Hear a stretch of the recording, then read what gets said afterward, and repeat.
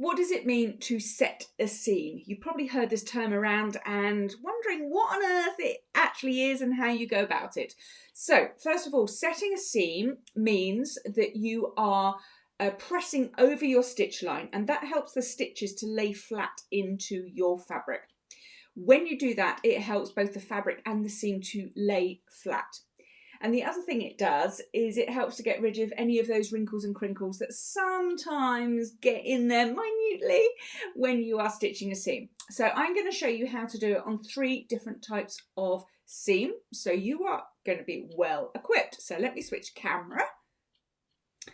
Okay, so here we are on my, coming down onto my nice casual temporary ironing board. So and my little iron here.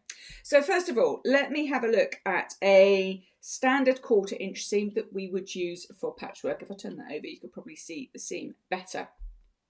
So with patchwork, you can absolutely press over the seam first if you want to do that. That's all it is. But generally I go straight to pressing that seam. So in patchwork, if I can get the fabric open, we are pressing to the dark side. So here's a quick tip for you. If you put your light side down, you lift your dark side up and then you press in to that seam. So that helps that seam when you're doing patchwork to lie nice and flat.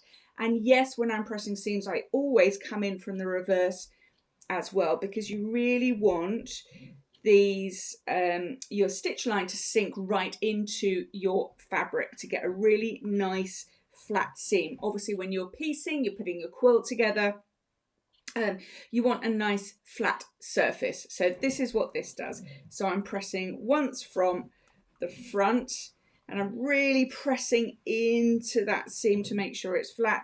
I'm flipping it over and pressing the back. So that's on patchwork with your 1/4 inch seam. So let's put that to one side. What if you are dressmaking or you're making a bag or something where we're stitching with a standard 5/8 of an inch seam allowance? So here's one I prepared earlier. So you've got your 5/8 of an inch here. It's just a blue on the back. So first of all, what I'm going to do is press along that seam line, and all that does is it, as I said, is it sinks those threads into your fabric. Let's do it that side as well. And then what I would do is I would open up my fabric and open up my seam like so, and I would come in from the wrong side first of all, and then flip it over and do it from the right side. So we have, again, a very nice flat seam, perfect for whatever stage you are going to next. So that is a standard open seam that you might have for all manner of projects. So let's put that to one side. So lastly, what happens if you are top stitching? So this little sample here I've made, so you might have a top stitch detail on the side of an item of clothing, or perhaps you are making a bag and you've made handles, or maybe you've stitched round the edge of the binding on your quilt and you've top stitched it so it shows. So what happens then? So because we don't have a seam here, but I would treat it the same way.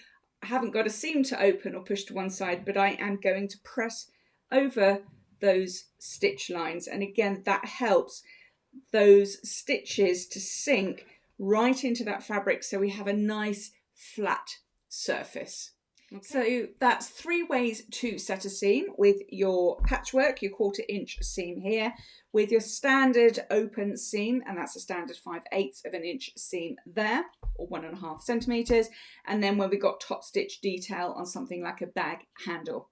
Oh, and the other question people ask is, do I use steam or a dry iron? Personally, I use steam because I think you can get a sharper finish, but I do have good irons that don't spew out bits of lime scale and all sorts of things. So check with your iron first, obviously. But if you feel safe with your steam iron, use steam, otherwise use your dry iron. I think there's too many police around telling us what kind of iron we should use. So I would use whatever you are comfortable with. I have never had a problem using a steam iron. As I said, I think it gets a crisper finish. So I hope that has helped. If you've got any questions, please do put them in the comments below, because I do read them all. I do reply to them all. And if I think it's a brilliant question, which I'm sure it is, I will record you a video. So this one is for Denise. Hi, Denise, who is one of my subscribers, and she asked this question. So this one's for you, Denise, and anybody else who needs to know. And don't forget, please, to like and subscribe with the buttons below, because it really helps this channel reach more beginners just like you who need all their questions answered and don't know where to go. So thank you for watching, and I will see you all next time. Bye for now.